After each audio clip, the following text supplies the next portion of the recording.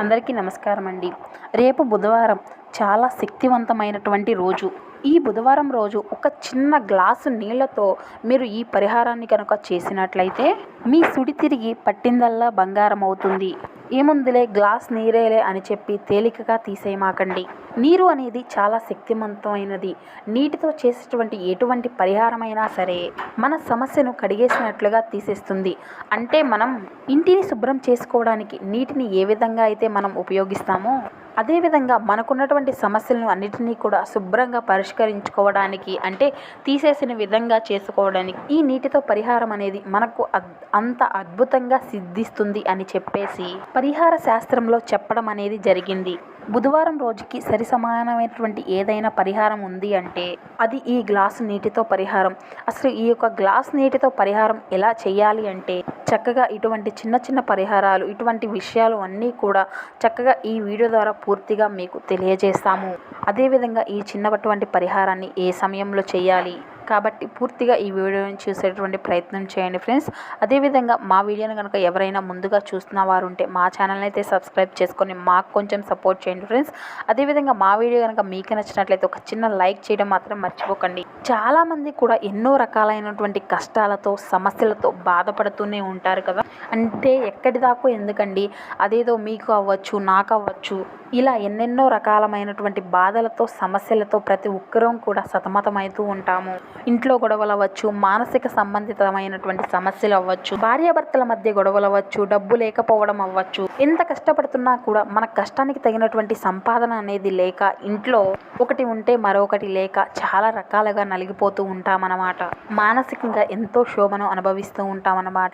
ఇంట్లో పిల్లలు ఏదైనా అడిగితే వారికి తెచ్చివ్వలేకపోవడం, వారు 4 రకాలు అడిగితే మనం ఒకటి తీసుకొచ్చి ఇచ్చేసరికేనే మన పని అయిపోతుంది.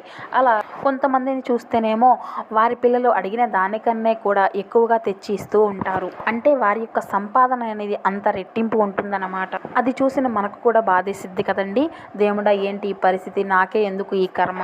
మానసికంగా ఇటువంటి బాధలను చాలా మంది అనుభవిస్తూనే ఉంటారు. నేను ఏం తప్పు చేశాను, నేను కూడా అట్లా ఉన్న వాళ్ళకిలాగా పుట్టి ఉండొచ్చు కదా, ఎందుకు ఇటువంటి బ్రతుకునిచ్చావు, నాకు ఎంతవరకు కూడా ఎటువంటి సుఖము లేదు, ఎంత కష్టపడినా కూడా ఆ కష్టానికి తగినటువంటి ఫలితం అనేది మాకు రావడం లేదు, సంపాదించుకోవాలి, బాగుపడాలి అని అది కూడా ఉంది మాకు, కానీ మాకు కలుసుబాటు అనేదే లేదు. ఇలా చెప్పుకుంటూ పోతే ఈ ప్రతి ఒక్కరి జీవితంలో ఇటువంటి కష్టాలు చాలా మంది ఎదుర్కొంటూనే ఉంటారు. కొంతమంది ఏమో సంపాదన అనేది చాలక అప్పులు చేసి నలిగిపోతూ ఉంటారు. ఇటువంటివన్నీ కూడా దోషాలు. అంటే మనకు గ్రహాల యొక్క అనుకూలత అనేది సక్రమంగా లేక ఇలాంటివన్నీ కూడా మనకు ఎదురవుతూ ఉంటాయన్నమాట.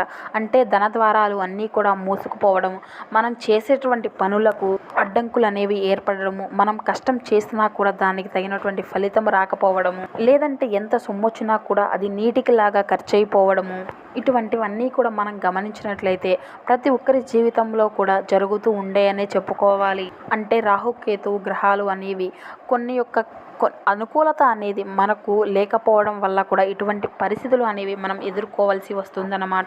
ఇటువంటి దశ అనేది కొన్ని సంవత్సరాలే మనకు నడుస్తుందనే చెప్పుకోవాలి. 1-2 రోజులు అంటే మనం పట్టించుకోము, కానీ ఏళ్లనాటి శని ప్రభావాలు అని అంటారు కదండి. ఇలా ఏంటంటే అండి కొన్ని సంవత్సరాలే మనకు పట్టి పీడిస్తుందంటూ ఉంటారు కదా. అసలు మరీ కొంతమందిని చూసినట్లయితే అసలు కొంతమంది అయితే జీవితాలు ఇటువంటి వాటితో అనుభవించి వ్యర్థాలైపోతూ ఉంటాయి. ఇటువంటి వాటిని అనుభవించి విసుకెక్కిపోతూ ఉంటారు.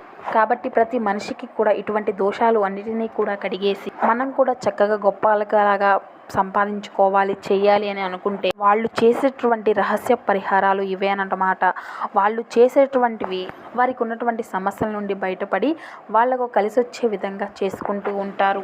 మనం కోటీశ్వరుల ఇళ్లలోకి వెళ్ళి కనుక గమనించినట్లయితే వారు ఎప్పుడు కూడా ఏదో ఒక పూజలని, పరిహారాలు అని, ఇవాళ మేము ఈ పూజ చేసుకుంటున్నాం, ఆ పూజ చేసుకుంటున్నాం, అటువంటి పరిహారం చేసాము, ఇటువంటిది చేసుకున్నాము, ఈరోజు మా ఇంటికి తాంబూలానికి రండి, ఎప్పుడు కాకపోయినా ఏదో ఒక విషయంలో మీరు గమనించే ఉంటారు కదా. వారి నోటి నుండి ఇటువంటి మాటలే వస్తూ ఉంటాయి. వారు ఎప్పుడు కూడా ఇటువంటి పూజలు కానీ, పరిహారాలను కానీ పాటిస్తూ ఉంటారు. కాకపోతే ఎవరికీ కూడా చెప్పరన్నమాట. కాబట్టి అటువంటి పరిహారాలను మనం కూడా చేసి మన యొక్క జీవితాన్ని మనం మార్చుకోవడం అనేది మన చేతుల్లో ఉండేటువంటి పని అన్నమాట. వీటికి ఎటువంటి డబ్బుని కూడా ఖర్చు పెట్టుకోని అవసరం లేదు. మన నమ్మకంతోనే మనకు పని అని చెప్పుకోవాలి. కాబట్టి చక్కగా ఇది ఒకటి పాటించి చూడండి. మీరేం చేయాలి అంటే ఒక గాజు గ్లాస్తో గ్లాస్ నిండా కూడా నీటిని తీసుకోండి. గాజు గ్లాస్ మాత్రమే ఏమిటంటే మనకు దోషాలను తొలగించుకునేందుకు గాజు గ్లాస్ మాత్రమే ఉపయోగించాలి. అంటే చెడుని కాస్తో కూస్తో తొలగించేటువంటి శక్తి ఈ గాజు గ్లాసుకు మాత్రమే ఉంటుంది. అంటే గాజు వస్తువులకు మాత్రమే ఉంటుంది. ప్లాస్టిక్ గ్లాసులు కానీ స్టీల్ గ్లాసులు కానీ ఎటువంటివి వాడకూడదండి. వీటికి ఓన్లీ గాజు గ్లాస్ మాత్రమే వాడుకోవాలి. దాని నిండా కూడా నీరుని తీసుకోండి. ఆ నీరు కూడా చాలా స్వచ్ఛమైనటువంటి నీరును మాత్రమే తీసుకోవాలి. అంటే ఎవరూ కూడా వాడనటువంటి వాటర్ని, ఎవరూ కూడా ఉపయోగించినటువంటి ఎంగిలి చేయనటువంటి నీటిని మాత్రమే వాడాలి. ఆ గాజు గ్లాసులో ఆ వాటర్ని కొంచెం హెల్తీగా ఉండే విధంగా తీసుకోండి. ఎందుకంటే మనం పరిహారం పాటించేటప్పుడు గాజులో ఉన్నటువంటి నీరు అనేది కింద కూడా తునకకూడదండి. కాబట్టి ఆ విధంగా ఉండకుండా మీరు తీసుకోవాల్సినటువంటి పరిస్థితులు అయితే ఉన్నాయి. నీరు ఏంటంటే చాలా శక్తివంతమైనది, చాలా పవర్ఫుల్ అనే చెప్పుకోవాలన్నమాట. నీటికి నారాయణ యొక్క స్వరూపంగా భావిస్తారండి. నారాయణ యొక్క స్వామి యొక్క స్వరూపంగా భావిస్తారు. అదేవిధంగా నీటికి మాట్లాడే శక్తి కూడా ఉందని మన పురాణాల్లో పేర్కొనబడింది. నీరు అనేది పంచభూతాల్లో ఒకటి అని చెప్పబడుతుంది కదండి. నీరు గురించి అసలు చెప్పవలసినటువంటి విషయానికి వస్తే కనుక చాలా ఉందని చెప్పుకోవాలి. అసలు మానవుని యొక్క శరీరంలో 70% వరకు నీటి విలువ అనేది ఉంటుందని చెప్తూ ఉంటారు కదా. అసలు ఉదాహరణకు మనిషినే తీసుకోండి. తిండి లేకపోయినా కొన్ని గంటలు కొన్ని రోజులైనా బ్రతకగలం, కానీ నీరు లేకపోతే అసలు కొన్ని గంటలు కూడా బ్రతకలేం కదా. ఒక్క మానవ జన్మే కాదు, ఏ జన్మ కూడా నీరు లేకుండా బ్రతకలేదు. కాబట్టి అంత శక్తివంతమైనవి, ప్రసిద్ధి చెందినవి నీరు అనే చెప్పుకోవాలి. కాబట్టి ఆ గ్లాసులో ఆ విధంగా నీరుని తీసుకోవాలండి. దాన్ని కూడా మనం స్నానం చేసి శుచిగా ఉన్నప్పుడు మాత్రమే ఈ పరిహారాన్ని పాటించవలసి ఉంటుంది. ఇది ఉదయం కాదండి, ఉదయం కన్నా కూడా సాయంత్రం మనం పనుకుంటాం కదండి, పనుకునే ముందు చేసుకుంటే మనకు అద్భుతమైనటువంటి ఫలితాలు అనేవి కలుగుతాయి. అన్ని పనులన్నీ కూడా పూర్తయిపోయినాక మేము పనుకుంటున్నాం అనేటువంటి ముందు ఈ పరిహారాన్ని పాటించండి. ఎందుకంటే ఆ సమయం అనేది మనుషులు ప్రతి ఒక్కరూ కూడా ప్రశాంతంగా ఉండేటువంటి సమయం కదండి. మీ యొక్క కష్టానికి, మీరు పగలంతా కూడా చేసినటువంటి కష్టానికి అంతా కూడా చాలామంది కూడా పని ఒత్తిడితో మానసికంగా నలిగిపోయి, చాలామంది మానసిక ఒత్తిడితో నిద్ర పట్టిన వారికి కూడా చాలామంది ఉంటున్నారు కదా. ఇటువంటి బాధలను అన్నింటినీ కూడా తొలగించడానికి కూడా ఈ పరిహారం అనేది బాగా సిద్ధిస్తుంది. ఈ పరిహారాన్ని పాటించడానికి స్నానం చేసిన తర్వాత ఉతికిన బట్టలను మాత్రమే ధరించాలి అండి. అంటే పర్టికులర్గా ఉతికిన బట్టలు అని ఎందుకు మెన్షన్ చేస్తున్నామంటే, ఏముందులే ఈ కొంచెం సేపే కదా వేసుకుంది, మళ్ళీ వాటిని వేసుకునే వాళ్ళు ఉంటారు కదండి. అటువంటి బట్టలను ఎప్పుడు కూడా వాడకూడదండి. అదేవిధంగా ఈ యొక్క పరిహారాన్ని పాటించేటప్పుడు ఈ ఒక్క రోజు నలుపు రంగు దుస్తులను కూడా ధరించకండి. ఇప్పుడు ఆ గ్లాసును తీసుకోండి. దానిలో ఆ నీటిలో ఒక చిటికెడు పసుపు, ఒక స్పూన్ ఆవాలండి, నల్ల ఆవాలు ఉంటాయి కదండి, ఆ ఆవాలను ఒక స్పూన్ ఆవాలు, దానితో పాటు ఒక స్పూన్ ఉప్పు అండి, రాళ్ళ ఉప్పు ఉంటుంది కదండి, ఆ రాళ్ళ ఉప్పుని మాత్రమే తీసుకోవాలి. ఇలా ఆ మూడింటిని కలిపి ఆ నీటిలో వేసేసేయండి. వేసిన తరువాత ఆ గ్లాసును మీ తల చుట్టూరు 7 సార్లు తిప్పుకోండి. అంటే మీ యొక్క సమస్యలు అనేవి తలుచుకుని ఆ దేవుణ్ణి మనసారా ప్రార్థించుకొని మీ తల చుట్టూ, మా యొక్క సమస్య ఇది, మాకు ఈ సమస్యల్లో కలుసుబాటు లేదు, మా పన్నికల్లో మాకు ఈ విధంగా సమస్యలు అనేవి ఎదుర్కోవాల్సి వస్తుంది, మాకున్నటువంటి దోషాలు అన్నీ తొలగిపోవాలి, మాకున్నటువంటి ఆర్థిక సమస్యలు అన్నీ కూడా మాసిపోవాలి, డబ్బు పరంగా మాకు బాగా కలిసి రావాలి, మా కష్టానికి తగినటువంటి ఫలితాన్ని రావాలి, మాకు కూడా కనికరం చూపు తల్లి అని, మాకంతా కూడా మంచిగా ఉండాలి. అంటే ఈ నీటిలో వేసినటువంటి పసుపు కానివ్వండి, ఆవాలు కానివ్వండి, ఉప్పు కానివ్వండి, మనకు ఉండేటువంటి దోషాలను తొలగించేటందుకు చాలా మంచిగా ప్రభావితం అనేది చూపుతుందండి. వాటితో పాటు ఉన్నటువంటి నీరు కానీ, లేదంటే ఆ గాజు వస్తువు కానీ చాలా అంటే చాలా శక్తివంతమైనవండి. ఇవన్నీ కూడా నెగిటివ్ ఎనర్జీని తొలగించడానికి చాలా ఉపయోగపడతాయి. అలా తల చుట్టూరు తిప్పుకున్న తర్వాత ఆ ఒక గాజు గ్లాసుని ఏం చేయాలి అంటే, మీ యొక్క మంచం కింద, మీరు పనుకుంటారు కదండి, ఆ మంచం కింద పెట్టుకొని పనుకోండి. ఎందుకంటే పిల్లలు వాళ్ళు గట్రా తిరుగుతూ ఉంటారు కదా, అవి ఎవరి కాళ్ళకి కూడా తలగకుండా కొంచెం లోపలికి ఉండే విధంగా మంచం కింద పెట్టుకొని పనుకోండి. దీనివల్ల ఉపయోగం ఏంటంటే, అలా మంచం కింద పెట్టుకోవడం వల్ల ఉపయోగం ఏంటంటే కనుక, మీ ఇంట్లో ఉండేటువంటి నెగిటివ్ ఎనర్జీని అంతా కూడా ఈ రాత్రి సమయంలో అవన్నీ కూడా లాగేస్తూ ఉంటాయి. నరదిష్టి ఉన్నా కూడా మనకు కలుసుబాటు అనేది ఉండదు కదండి. ఇటువంటివన్నీ కూడా మీ చుట్టూ తిప్పుకున్నటువంటి అప్పుడు అట్టి సమయంలో మీకున్నటువంటి దోషాలు అన్నీ కూడా ఖచ్చితంగా తొలగించబడతాయండి. మంచం కింద పెట్టుకున్నప్పుడు అంటే మీరు ఉండేటువంటి ఇంట్లో పెట్టుకుంటున్నారు కదండి, రాత్రి అంతా కూడా అవి మీ ఇంట్లోనే ఉంటాయి కదండి. అప్పుడు అట్లా ఉన్నప్పుడు మీ ఇంట్లో ఉండేటువంటి నెగిటివిటీని, మీ ఇంట్లో ఉండేటువంటి చెడుని అంతా కూడా అవి అప్పుడు లాగేస్తూ ఉంటాయి, పూర్తిగా గ్రహిస్తాయి అన్నమాట. పసుపు మంగళకరమైనది, శుభప్రదమైనది, మనకు అన్నిటిలో కూడా శుభసూచకం కదండి పసుపు అనేది.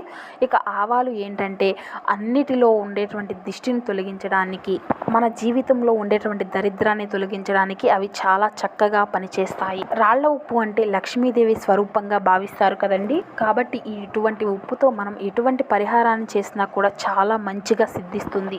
డబ్బు పరంగా కలిసి రావడానికి, మనం జీవితంలో మంచిగా ఎదగడానికి ఈ ఉప్పు పరిహారం అనేది చాలా మంచిగా పనిచేస్తుంది అన్నమాట. ఈ మూడింటిని కలిపి మనం ఈ విధంగా ఈ చిన్న పరిహారాన్ని పాటించడం వల్ల మన ఇంట్లో ఉండేటువంటి నెగిటివిటీని, మనలో ఉండేటువంటి నెగిటివిటీని, మన ఇంట్లో ఉండేటువంటి చెడుని అంతా కూడా గ్రహిస్తాయన్నమాట. ఇక మరుసటి రోజు ఆ గ్లాసులో నీటిని తీసుకెళ్ళి మన దగ్గరలో ఉండేటువంటి అంటే పల్లెటూరులో ఉండేవాళ్ళు ఉంటారు కదండి, కాలువలు ఉండేవారు, ఆ కాలువల్లో పారేటువంటి నదుల్లో కానీ నీళ్ళల్లో కానీ పోసేసేయండి.